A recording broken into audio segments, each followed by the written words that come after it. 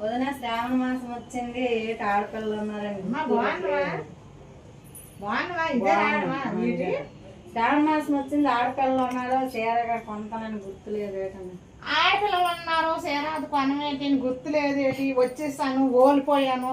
అమ్మా మీకు ఆదస్తులు లేవేటని తలా మీ మైండ్ మీద మీ దీని మీద ఉన్న ఆడపిల్లలు ఉన్నారు. మాకు పాప బాబు ఉన్నారు. మాకు అన్ని వ్యాపకాలు ఉన్నాయి. మీనకు అలాగదే మైండ్ మీద ఉన్న మీ మేనవాళ్ళు చెయ్యమంటాను.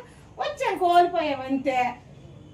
అతని కొనవేటి పిల్లవేటి అంతేగాని ఒకటి తెలిసేట్లు లేవనుకుంటాను. నాకు మాగాలు మీ అన్నీ తెచ్చిన దాన్ని ఎక్కేస్తాను అనుకుంటాను. ఇంక నీకే ఫోన్ చెయ్యమంటే ఆ పిల్లేమో మమ్మీ ఆగు రాస్తాను, పరీక్ష రాస్తాను అంటే సరేనా అమ్మాయి ఊరుకోండి. నేను రా షాప్కి వెళ్దాం, నీకు నచ్చిన చీర కొనుక్కొని తీసుకొని వెళ్ళిపో చాలు కదా. ఎందుకు వచ్చింది తలనొప్పు? మాకు తగిలించి పోతు మీ నాన్న